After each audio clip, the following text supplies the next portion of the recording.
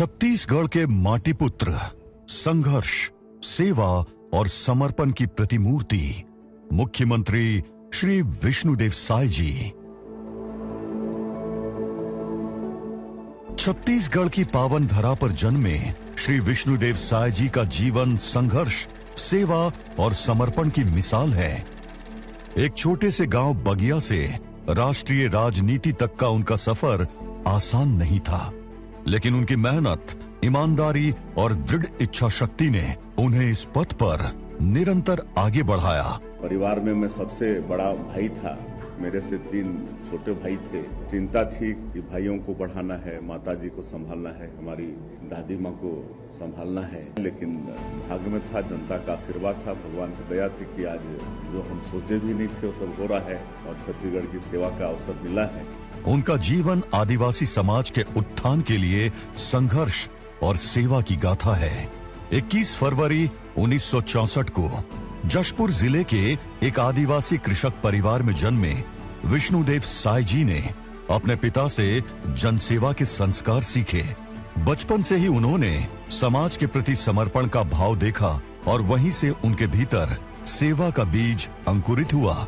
सार्वजनिक जीवन में उनकी यात्रा 18 वर्ष की आयु में शुरू हुई, जब वे अपने गांव के पंच चुने गए। इसके बाद उन्होंने बगिया के निर्विरोध सरपंच के रूप में कार्य किया और धीरे धीरे राजनीति के उच्च शिखर तक पहुंचे। विष्णु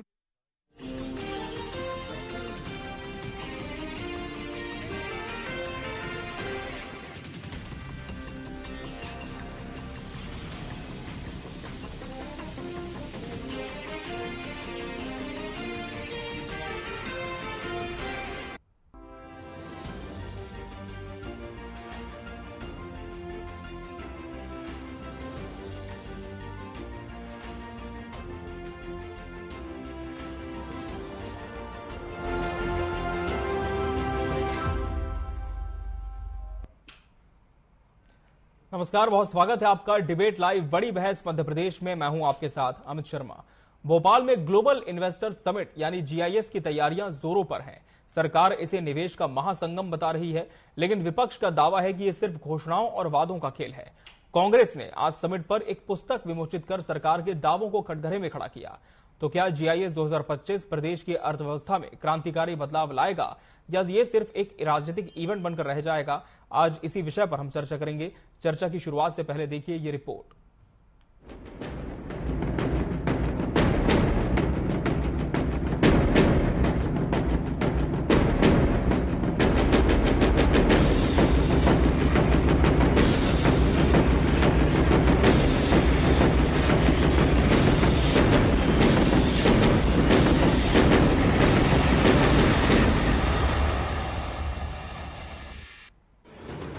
भोपाल में पहली बार होने जा रही ग्लोबल इन्वेस्टर समिट को लेकर सरकार बड़े बड़े दावे कर रही है। मुख्यमंत्री डॉक्टर मोहन यादव का कहना है कि इस समिट के जरिए 4 लाख करोड़ रुपए से अधिक का निवेश और 3 लाख से ज्यादा रोजगार प्रदेश में आ चुके हैं। प्रधानमंत्री नरेंद्र मोदी इस समिट का उद्घाटन करेंगे, जबकि समापन केंद्रीय गृह मंत्री अमित शाह करेंगे। सरकार को उम्मीद है कि ये समिट निवेश का एक नया द्वार खोलेगी।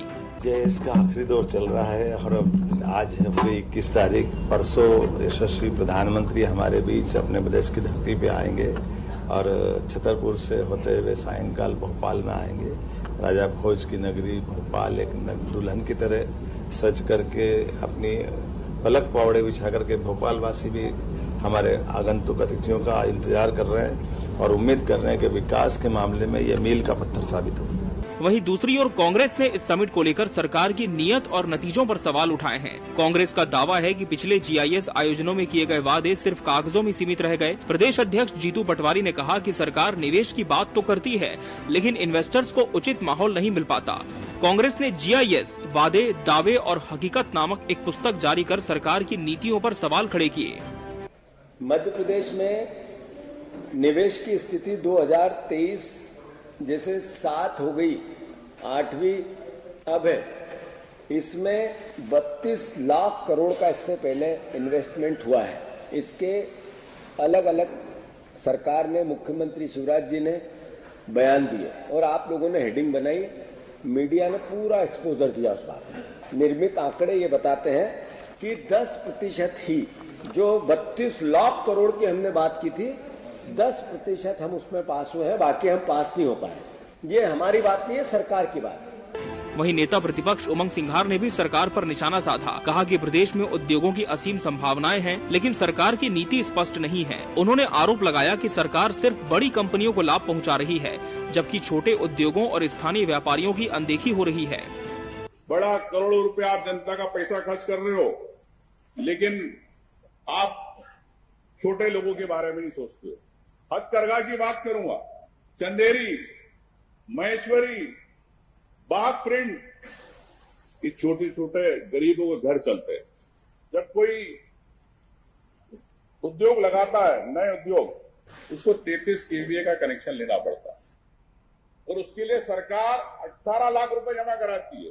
तो छोटा उद्योगी का क्या, आपको जितनी बिजली ले रहा है उतने पैसे लो, लेकिन आपसे 1.5 करोड़ रुपए अगर 5 करोड़ का उद्योग डाल रहा है, 6 करोड़ का, 3 करोड़ का, आप उससे 18 लाख रुपए ले रहे।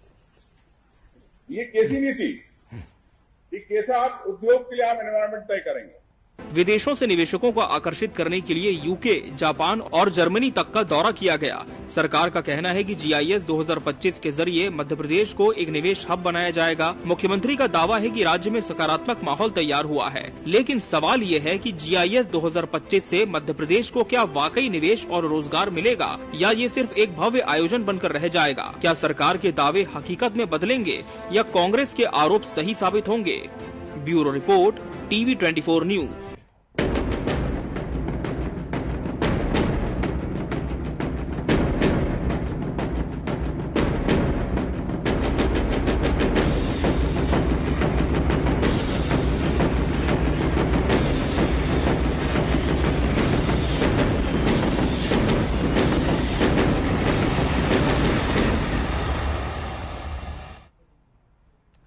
GIS 2025 वादे, दावे और हकीकत, आज इसी विषय पर हमारी चर्चा होगी और इसके लिए हमारे साथ खास मेहमानों का पैनल भी जुड़ चुका है। हमारे साथ भाजपा प्रवक्ता बृजगोपाल लोया जी जुड़े हैं। बृजगोपाल जी, बहुत बहुत स्वागत है आपका इस चर्चा में। कांग्रेस प्रवक्ता समर सिंह जी प्रतिपक्ष का पक्ष रखेंगे। समर सिंह जी, आपका भी बहुत बहुत स्वागत है। अर्थशास्त्री लोकेश भारती जी भी इस चर्चा का अहम हिस्सा है। लोकेश जी, आपका भी बहुत बहुत स्वागत है। समर सिंह जी, सरकार एक तरफ GIS को लेकर लगातार तैयारियां कर रही है और अब महज 3 दिन है इस आयोजन को होने में। इसके पहले कांग्रेस ने आज जिस तरह से एक पोस्टर का, पुस्तक का विमोचन किया है, आखिर क्या वजह रही इसके पीछे जो विमोचित करना पड़ा?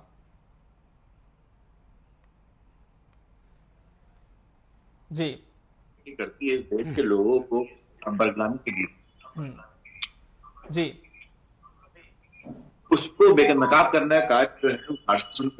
माफ कीजिए, मुझे मेरी आवाज वापिस लौट के आ रही है। समर सिंह जी चेक कर रहे हैं। जी, आपको हमारी आवाज मिल पा रही है समर सिंह जी? समर जी, क्या आपको मेरी आवाज मिल पा रही है?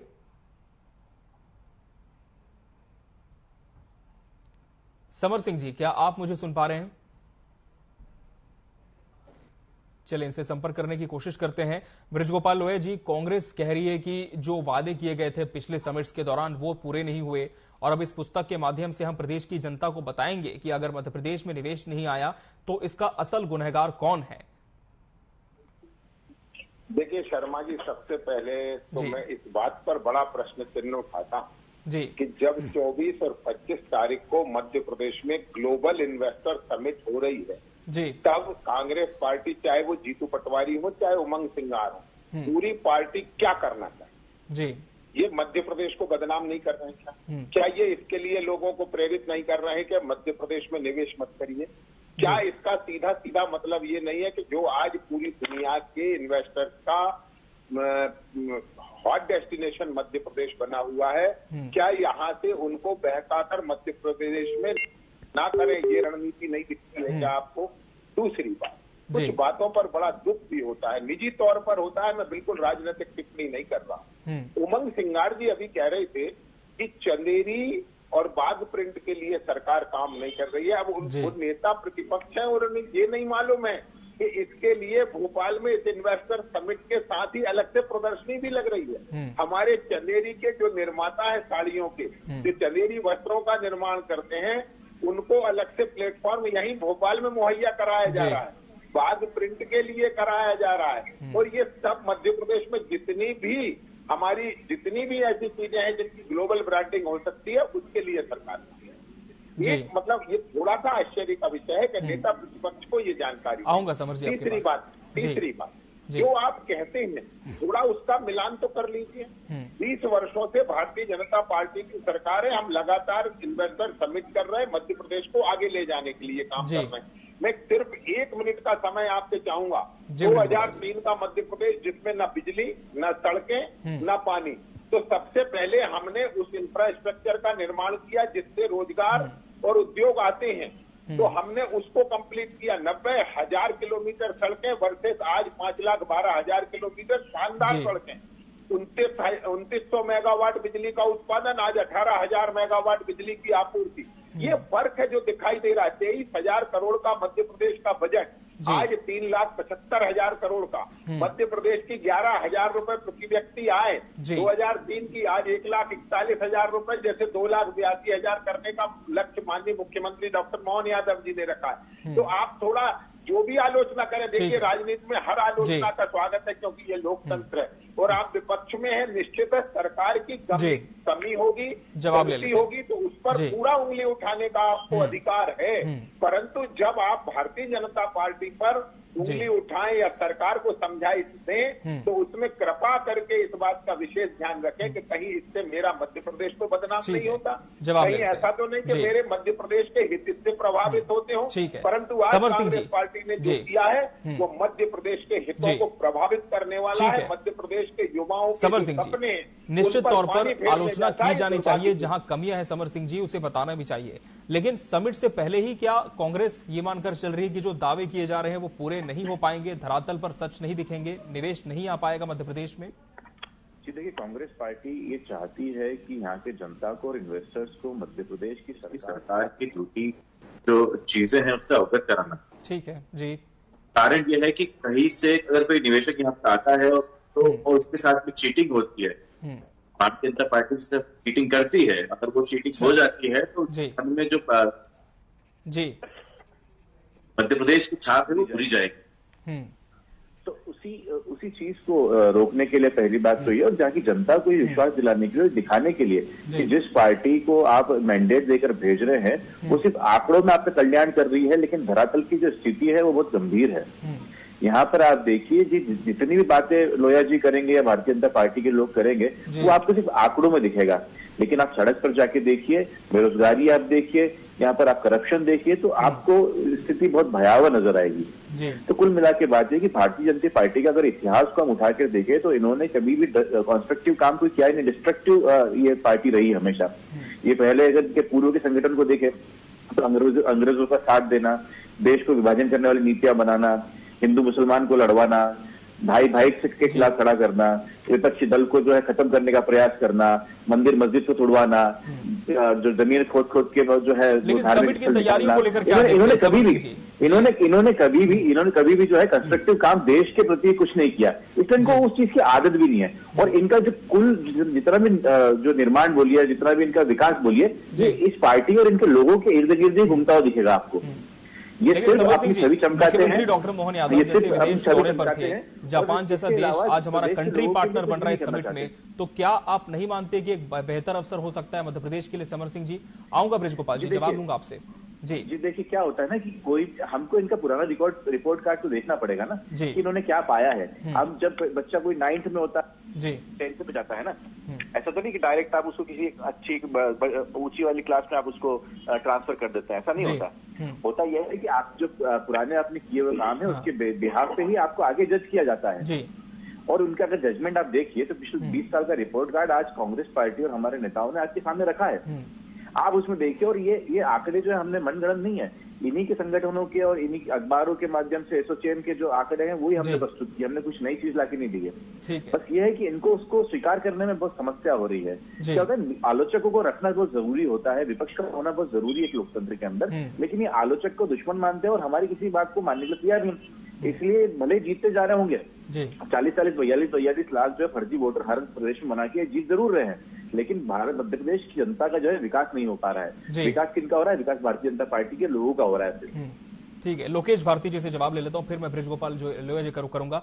लोकेश जी, जैसे कि कहा यह जा रहा है कांग्रेस के द्वारा भी कि निवेश आए, ये सभी चाहते हैं, निश्चित तौर पर सबकी मंशा होनी भी यही चाहिए, लेकिन क्या हमारा जो पिछला रिकॉर्ड है इन बातों को पूरा नहीं करता है सटीकता से? और क्या मानते हैं लोकेश जी कि हमारी जो नीतियां हैं वर्तमान में, चाहे हम विंडो सिस्टम्स की बात करें, उद्योग स्थापित करने के लिए जितने नॉर्म्स की हम बात करें, वो इतने ज्यादा कठिन है कि इन्वेस्टर्स आते तो हैं, लेकिन जब धरातल पर निवेश करने की बात हो जाती है, आयोजन के बाद, समिट्स के बाद, तो उतनी दिलचस्पी दिखती नहीं है?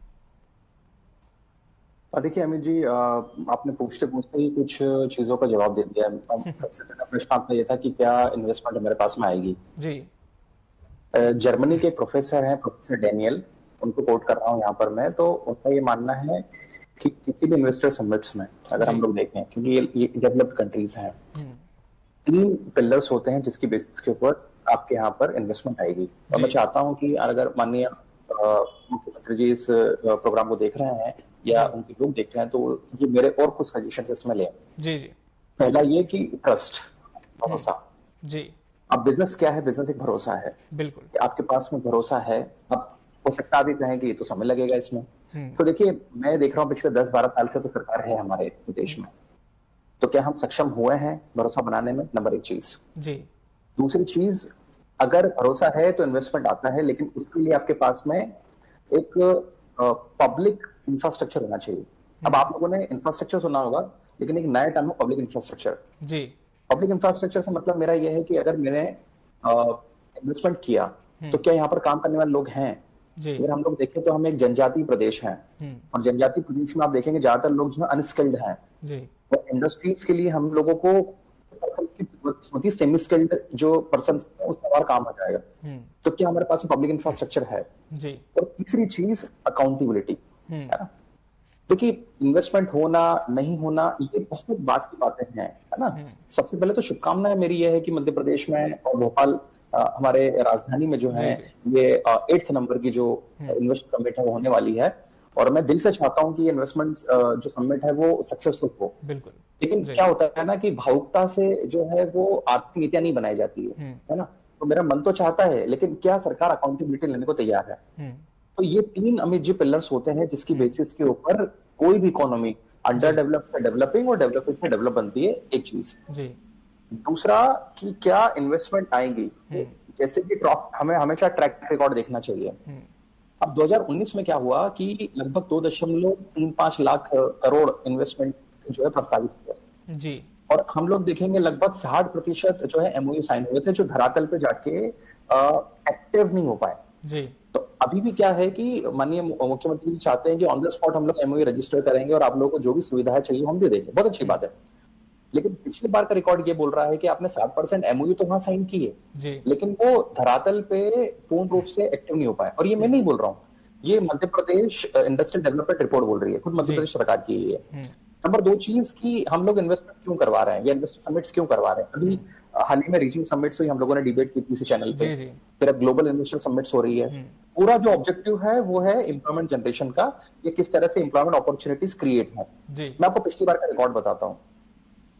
2014 में जो समिट हुई थी उसके अंदर बोला गया था कि हम लोग नौकरियां सर्जित करेंगे। आप देखेंगे 20% नौकरियां जो है केवल सर्जित हुई है। मतलब अगर 100 का वादा किया गया तो केवल 20 नौकरियां मिली। अब बात करते हैं 2019 से लेकर 2023 तक की जी। यहाँ पर क्या हुआ है कि बेरोजगारी, मध्य प्रदेश की बात कर रहा हूँ सिर्फ मैं, जो मध्य प्रदेश की बेरोजगारी है वो 2019 से लेके 2023 तक 8.5% हो गई जी। तो आप कहेंगे तो सरकारी रिपोर्ट में मिलेगा भी नहीं आपको? हाँ, बिल्कुल नहीं मिलेगा, क्योंकि सरकार इसके ऊपर काम नहीं करती है। ये जो मैं डेटा आपको बता रहा हूँ वो बता रहा हूँ CMIE का डेटा है, ये one of the authentic data report हम लोग बोलते हैं जी। तो कुल मिला के मध्य प्रदेश में स्पेसिफिकली हम लोग देखें तो 8.5% बेरोजगारी है, ये पहले 7.2 थी जी। तो एम्प्लॉयमेंट जनरेशन हुआ नहीं हुआ बात की बात है। हम लोग देख सकते हैं अनएम्प्लॉयमेंट तो क्रिएट हो ही गई है यहाँ पर। मुकेश अंबानी, गौतम अडानी ये भी आए, बड़े बड़े दिग्गज जो हैं वो 2014 में 2019 में आए जी।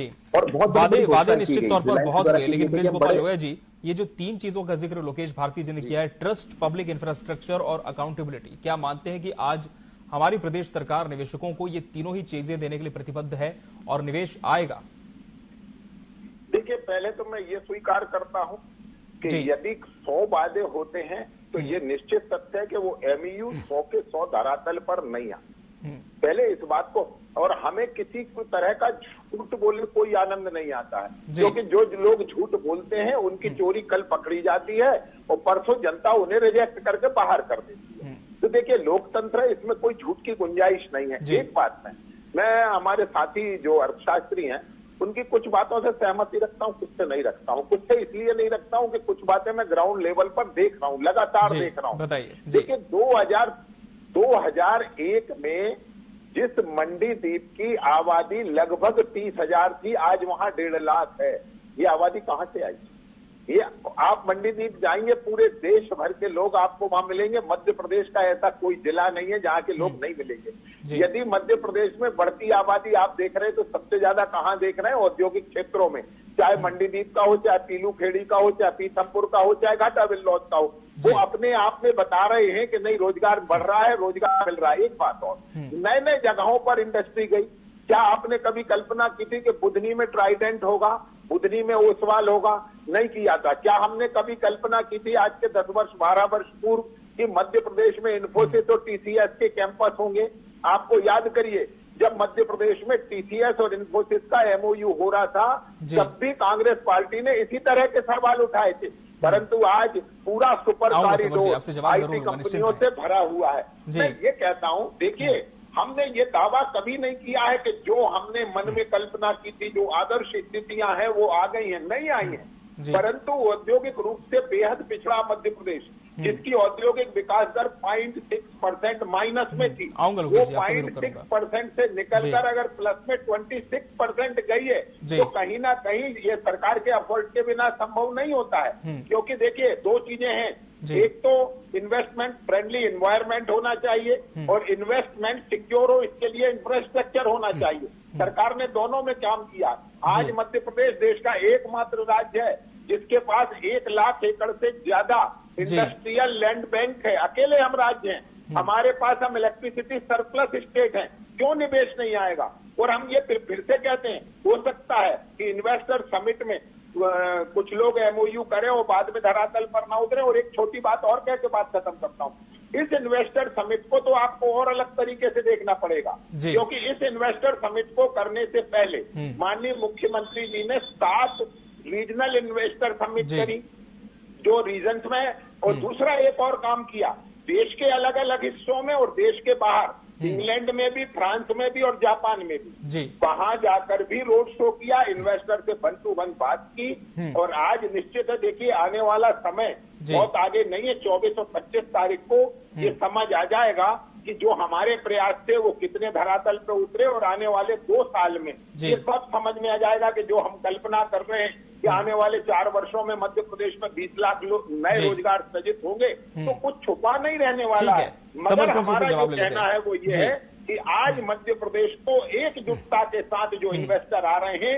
उनका अभिनंदन करने के लिए तैयार रहना चाहिए। शंकाएं, कुशंकाएं और इन पे आलोचनाएं 25 तारीख के बाद हमारे पास पर्याप्त आलोचना तो निश्चित तौर पर उसके बाद जब पूरे परिणाम आएंगे तब होगी ही। लेकिन समर सिंह जी, क्या कोई सुझाव भी आप देना चाहेंगे इस समय सरकार को कि आप इतने बड़े लेवल पर इस समिट का आयोजन कर रहे हैं, तो इस विशेष बात का भी यदि ध्यान रख लिया जाए तो निवेशकों का जो भरोसा है वो मध्य प्रदेश पर रहेगा और निवेश भी आएगा। समर सिंह जी, आऊंगा ब्रिज गोपाल जी, मैं आपके पास फिर आऊंगा, आपको पूरा मौका दिया मैंने। समर सिंह जी जवाब दें। जी देखिए, पहली बात तो यह है कि ब्रिज गोपाल लोया जी के मैं ज्ञान के लिए बता देता हूं कि इन्फोसिस और टीसीएस को पहले से ही नोटिस सर्व कर दिए गए हैं और ये आज हमने जो हमारी पुस्तक का विमोचन किया है उसके अंदर आपको जानकारी दी है कि क्यों उनको नोटिस दिया गया है ना। दूसरी बात आपने कहा कि इन्वेस्टर आते हैं तो हम कुछ इस प्रकार का, तो आपकी सच्चाई अगर हम उनको बता रहे हैं, हम नहीं चाहते किसी भी इन्वेस्टर को जो है ठगा महसूस हो यहाँ पर। तीसरी बात है कि तो पूर्व के अंदर भी बहुत सारे कार्य हुए जो चीज 20 साल में लोग नहीं कर पाए। 20 साल में 2-2.5 लाख जो है रोजगार का सृजन हो पाया है। अभी 40 साल जो आने वाले 4 साल है उसके अंदर 20 लाख कर देंगे। आपने कहा कि जो मंडी आबादी इतनी बढ़ गई, तो आबादी तो पूरे देश की जो है 20 साल में कितनी बढ़ी है ये आप भी जानते हैं और हम भी जानते हैं। और आपने वहां पर आबादी बढ़ गई, कलेक्टर नहीं बनाए हैं, मजदूरी जा रहे होंगे अगर वहां पर जा रहे होंगे तो भारतीय जनता पार्टी की जो नीयत है हमको हमेशा से उसमें प्रश्न चिन्ह उठाना पड़ेगा कि भारतीय जनता पार्टी ने प्रदेश के लोगों को ठगने के अलावा और झूठ बोलने के आडंबर के अलावा कुछ भी नहीं करा है। आप देखिए कि जो कंपनी आ चुकी थी रियो टिंटो जैसी अन्य बड़ी बड़ी कंपनियों की अगर मैं बात करूं तो रियो टिंटो वहां पर अपना सेटअप लगाती है और चली जाती है। तो ये क्यों होता है? रेमंड्स आती है, चली जाती है, क्यों होता है? महिंद्रा अंबानी जी को जो है, अनिल अंबानी जी को हम लोग लैंड देते हैं, वो पहले से डिफॉल्टर आदमी, उसको आपने लैंड दे दिया डिफेंस सेक्टर के अंदर कार्य करने के लिए, क्या आशीर्वाद आपको लेना पड़ा ना लैंड वापस? तो ये सारी चीजें हैं। भारतीय जनता पार्टी के पास में विजन की बहुत कमी है, और भारतीय जनता पार्टी को ये नहीं पता है कि अपने मुंह पर जो है वो जो को खूबसूरत बनाने के लिए जो कॉस्मेटिक की लोग काम करते हैं, उससे प्रदेश का जो है भला नहीं हो सकता। आपको जो काम करना होगा वो धरातल के अंदर जाके और अंतिम व्यक्ति तक उस लाभ को पहुंचे, उस प्रकार के काम आपको करने होंगे। लोकेश जी, विजन की जहां तक बात है तो सेक्टर वाइज निवेश आय मध्य प्रदेश में किस तरह की आप देखते हैं यहाँ पर जरूरत है कि इस पर सरकार का सबसे ज्यादा विजन होना चाहिए? क्योंकि हम 7 रीजनल समिट्स कर चुके हैं, अब जब विदेशों से भी हमारे पास इन्वेस्टर्स आ रहे हैं तो सबसे ज्यादा फोकस किस बात पर होना चाहिए कि अगर वो मध्य प्रदेश की धरातल पर आए तो सौगातें ही देकर आए और MOU साइन होने के बाद जमीन पर असर हो, इंडस्ट्रीज स्थापित हो, लोगों को रोजगार मिले? लोकेश जी। मेरे हिसाब से मध्य प्रदेश में हम लोगों को मैन्युफैक्चरिंग सेक्टर में जो है वो ज्यादा इन्वेस्टमेंट फोकस करना चाहिए, और सरकार का जो मैंने देखा है जो पहलू है वो MSME को लेके ज्यादा है। तो एक बीच का रास्ता हम लोगों को निकालना चाहिए कि हम MSME और साथ साथ मैन्युफैक्चरिंग सेक्टर जो है वो दोनों को साथ में लेके चलें। ये तो हो गया आपके प्रश्न का जवाब। दूसरा, अगर हम लोग MOU की बात करें, जैसे कि हमारे माननीय प्रवक्ता जी सारे धरातल पे जो है वो एक्टिव नहीं हो पाएंगे, मैं बिल्कुल मानता हूँ, लेकिन मेरा प्रश्न यही था, है ना, अगर मैंने आपके साथ कोई MOU साइन किया है और वो मैं धरातल पे आके उसको एक्टिवली पॉसिबल नहीं कर पा रहा हूँ, उसके पीछे क्या रीजन है? ट्रस्ट ही एक रीजन हो सकता है। TV24 किसी के साथ में MOU साइन कर रहा है और उसके बाद में वो काम करने से इच्छुक नहीं रखता, इसका मतलब यही है कि उसके ऊपर ट्रस्ट नहीं है उसको। ठीक है, बात रही जहां तक मंडीदीप की और पीतमपुर की, मैं इंदौर से हूँ, है ना, और वहां पे अगर आप देखेंगे पीतमपुर, जब भी कोई पीतमपुर का नाम सुनता था, किसी बच्चे से पूछेंगे, जब मुझसे कोई पूछता था, मुझे लगता था इंदौर के सब पार्ट है। इसके बाद और ये सुन के मुझे ताजुब हुआ था कि ये डेवलपमेंट के लिए बनाया गया था धार के, लेकिन आप देखिए पूरा का पूरा डेवलपमेंट कहाँ मूव हो गया? इंदौर में मूव किया। हमारे यहाँ से हजारों लाखों लोग मैंने देखा जो है कहाँ जाते थे? पीतमपुर जाते, और अभी भी जाते हैं। मंडीदीप की भी ये हालत है जो सर ने बताया, बिल्कुल सही बताया। लेकिन मेरा ये बोलना है कि जो कॉन्सेंट्रेशन है पब्लिक इंफ्रास्ट्रक्चर का, वो किसके पास था? इंदौर के लोगों के पास था, हम लोगों के पास में था। तो उससे भला किसका हो गया? भला इंदौर का हो गया। डेवलपमेंट किसके लिए किया गया था? धार के लिए किया गया था। धार आज भी पिछड़ा हुआ है, और इंदौर जो है वो ट्रिपल और 4 डिजिट में जो है बढ़ गया। सेम जो है मंडीदीप के साथ में भी हुआ है ना। मंडीदीप रायसेन में आ रहा है, और रायसेन के डेवलपमेंट में आप देखेंगे और भोपाल के डेवलपमेंट में देखेंगे तो दिन और रात का अंतर आप लोगों को मिलेगा। तो मेरा कहने का मतलब यह है कि डिस्ट्रीब्यूशन ऑफ डेवलपमेंट जो है वो बहुत जरूरी है। और सच बात है, ये मध्य प्रदेश, हम लोग एक लैंडलॉक्ड स्टेट है, बहुत पोटेंशियल हमारे पास में। सर ने बिल्कुल सही बताया कि जो अवेलेबिलिटी ऑफ लैंड है वो हमारे पास में है ना। लेकिन मेरा सिर्फ ये छोटा सा निवेदन है सरकार से कि जब भी हम कोई नीतियां बना रहे हैं तो ग्राउंड लेवल पे तो बिल्कुल हमें ध्यान देना चाहिए, लेकिन जो आंकड़े हैं, आंकड़ों के आधार पे भी हमें काम करना चाहिए, जो किसी भी राज्य के लिए, किसी भी देश के लिए एक अच्छा ही पहलू है। जी निश्चित तौर पर, और कहीं ना कहीं उम्मीदें भी कई हैं इस पूरे निवेश को लेकर, और देखना होगा कि 3 दिन बाद जब ये आयोजन शुरू होता है तब किस तरह के सकारात्मक परिणाम धरातल पर इसके आते हैं। चर्चा और भी हो सकती थी, लेकिन समय हमारे पास इतना ही था। आप सभी मेहमानों का बहुत बहुत धन्यवाद हमसे इसमें जुड़ने के लिए और इसका हिस्सा बनने के लिए। इसी के साथ बड़ी बहस डिबेट लाइव मध्य प्रदेश में आज के लिए फिलहाल इतना ही। मुझे और मेरी पूरी टीम को दीजिए इजाजत। नमस्कार।